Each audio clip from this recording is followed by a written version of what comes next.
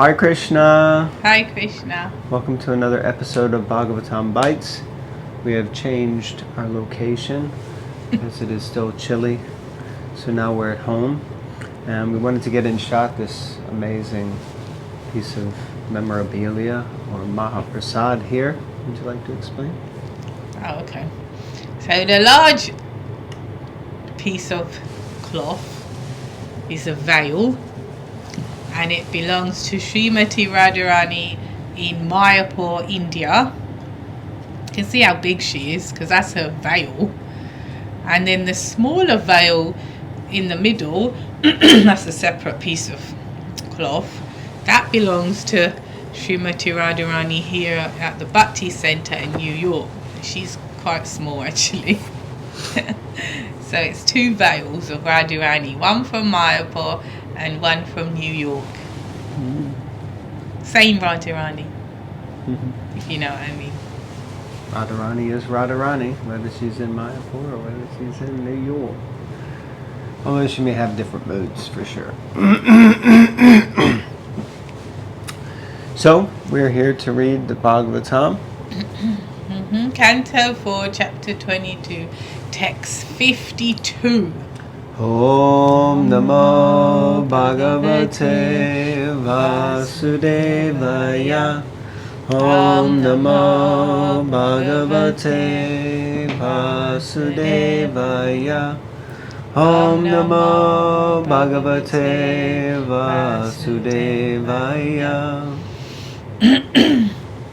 Text 52. Maharaj Prithu, who was very opulent due to the prosperity of his entire empire, remained at home as a householder.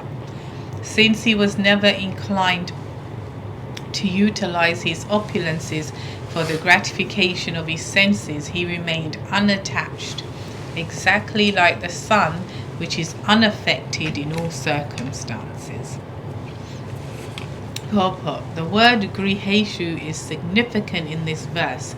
Out of the four ashrams, the brahmacharya, grihastha, vanaprastha and sannyas, only a grihastha or householder is allowed to associate with women. Therefore, the grihastha ashram is a kind of license for sense gratification given to the devotee. Prithu Maharaj was special in that although he was given license to remain a householder, and although he possessed immense opulences in his kingdom, he never engaged in sense gratification. This was a special sign that indicated him to be a pure devotee of the Lord. A pure devotee is never attracted by sense gratification, and consequently he is liberated. In material life, a person engages in sense gratification for his own personal satisfaction, but in the devotional or liberated life, one aims to satisfy the senses of the Lord. Interesting. Yeah, so a grihastha is a license to associate with women. So what does that mean? Because a brahmachari preaches, so he's associated in one way, whether it's out on the street or he's giving classes, people come to the temple. And then the vanapras, I don't know what a vanapras, I guess I don't know. And then sannyasi for sure associates with women. Associates with women? Yeah. I'm explaining. Disciples, giving classes, being GBCs. So it's all these ashrams are associated with women. And if you think about it, the only difference, I feel, is that the grihastha can take that association because he has a certain level, or what's it said, Prabhupada uses the word license for sense gratification. And the danger and all the craziness occurs, as we unfortunately have seen and are seeing at times, is that in the other ashrams, when they don't understand the difference of associating and taking, doesn't end well, does it? So the sannyasi also associates in that sense.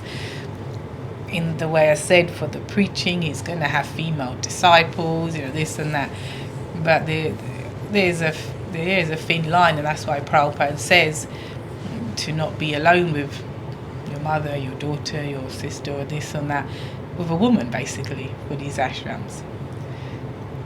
Yeah, it's a very delicate topic, obviously, but yeah, that license is there for the grihasta to take that association, but unfortunately,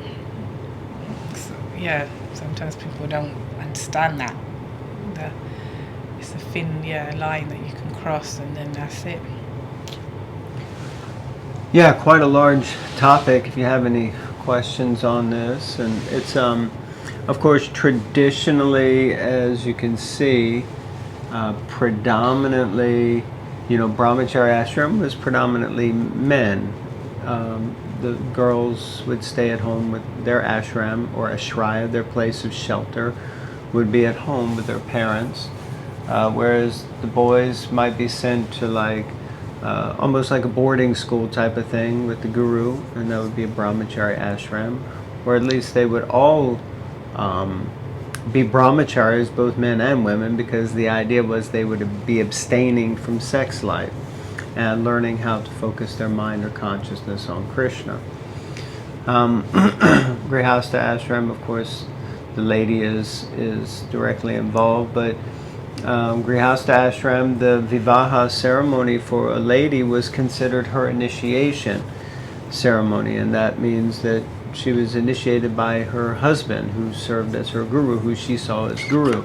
So then whoever was the guru of the husband would primarily only interact with the husband, especially if he was a sannyasi. He wouldn't necessarily interact with ladies. Sri Chaitanya Mahaprabhu sets that example, whereas ladies weren't able to get close to him at all. But in Western culture, that's not such a simple or easy thing to do, and as we know, Srila Prabhupada made many adjustments to ensure that Krishna consciousness would take root in Western culture. We're talking about women's liberation, the idea of women's liberation, which, of course, ladies should be treated with the utmost of respect, because they have so much that they are offering to society. It's not that they're sub anything. They're the most exalted persons on the planet. In fact, where would any of us be without our mother, without the person who brought us into this world, bore us in the womb, took so much care of us. So their contribution is the most immense. And I guess at the same time, then we see that in Western culture, this idea of women's liberation meant that women could basically do the same things as men. And then you have what we have now, which is that ladies are more engaged outside of the home, quote unquote, from I guess you could say more traditional, probably even not my grandparents, but my great-grandparents, was more like the man would go out and work and the lady would stay at home and look after the kids and take care of things there, and that was a full-time job, or a couple of full-time jobs. So anyway, these kind of things are there in all traditions, actually, not just in Vedic culture. It's just that over time and over years, different ideologies have crept in. So it's written from a perspective of, a man associating with a woman, but the same exists for a woman, associating with a man, or the opposite sex. Of course, in the modern day, it's associating with the same sex. So whatever it is that someone associating with someone that is going to be a distraction from their spiritual pursuits. And what does that mean, distraction? It means that instead of thinking about how to serve or please Krishna, we begin to think about how to serve and please our senses. And that's the point that was made here beautifully, that even though he has this immense opulence and kingdom, he never engaged in sense gratification, which, that must be, just sleeping in the bed that he was sleeping in, dressing in the clothes that he dressed in, all of that may appear to be sense gratification, but for him, he was playing the role of a king for Krishna. So that was all part of it, I guess. Any thoughts? I gave my thoughts. Okay. Thought it was a conversation. Okay, so next paragraph. In this verse, Maharaj Prithu is likened to the sun, Arkavat. Sometimes the sun shines on stool, urine, and so many other polluted things. But since the sun is all-powerful, it is never affected by the polluted things with which it associates. On the contrary, the sunshine sterilizes and purifies polluted and dirty places. Similarly, a devotee may engage in so many material activities, but because he has no desire for sense gratification, they never affect him. On the contrary, he dovetails all material activities for the service of the Lord. Since a pure devotee knows how to utilize everything for the Lord's service, he is never affected by material activities. Instead, by his transcendental plans, he purifies such activities. This is described in Bhakti Rasamrita Sindhu. Sarvo padi venir muktam tat paratvaina nirmalam. His aim is to become completely purified in the service of the Lord without being affected by material designations. Yeah, I think it's just kind of more of what I was saying, but similarly, a devotee may engage in so many material activities, but because he has no desire for sense gratification, they never affect him. So, yeah, if you're on that platform, then you can more or less do whatever, and you're just not affected. What does affected look like means that you start to fall down from the principles, you start to act in a way that it's clear that you've become more attracted to the objects than you are to Krishna. What is it Prabhupada said? We have to learn how to catch the big fish without getting wet. So that is kind of the idea. All right. Text 53.